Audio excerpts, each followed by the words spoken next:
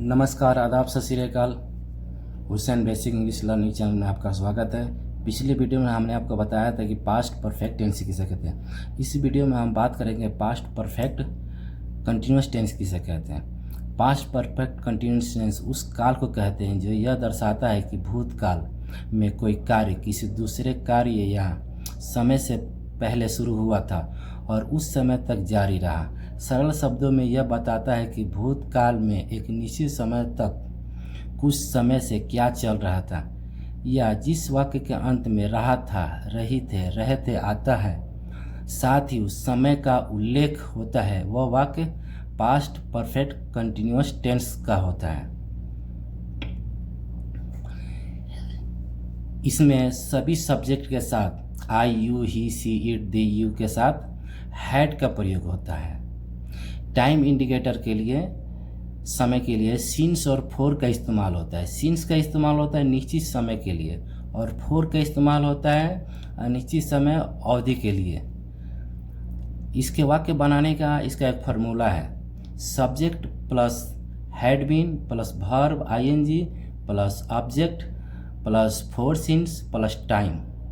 उदाहरण के लिए कुछ वाक्य हैं, जैसे कि वह 2 घंटे से खेल रहा था, तो वह क्या हो गया, वह सब्जेक्ट हो गया। और खेलना क्या हो गया, क्रिया हो गया। और कितने घंटे से खेल रहा है, तो 2 घंटे से। तो he had been playing for 2 hours.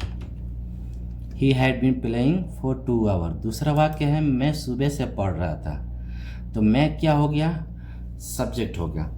और पढ़ना क्या हो गया, क्रिया हो गया। और ये इसमें एक निश्चित टाइम बता रहा है कि सुबह से पढ़ रहा था, तो यहाँ पे से के जगह पे सिंस का इस्तेमाल होगा। तो I had been studying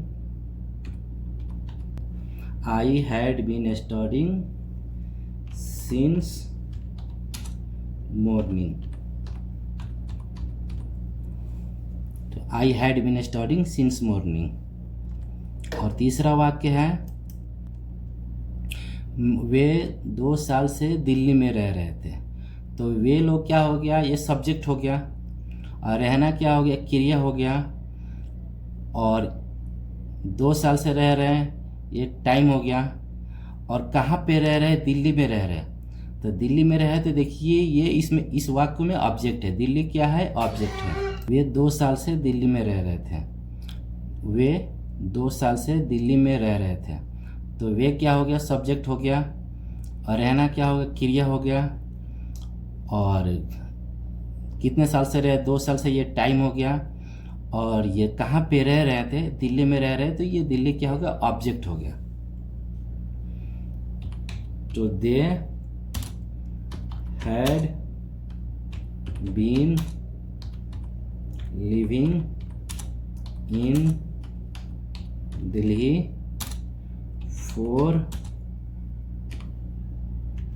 2 years। They had been living for 2 years। They had been living in Delhi for 2 years। और चौथा वाक्य है, वह 2020 से काम कर रहा था, तो वह क्या हो गया, सब्जेक्ट हो गया। वह क्या हो गया, सब्जेक्ट है। और काम करना क्या हो गया, ये क्रिया हो गया। और कब से कर रहा है, तो 2020 से। तो इसमें यहाँ पे एक निश्चित समय है कि 2020 से काम कर रहा था, यहाँ पे से के जगह पे सिंस का इस्तेमाल होगा। तो ही, इसके साथ हैड बीन लग गया, helping verb. He had been working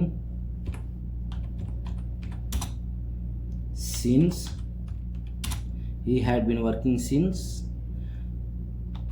2020।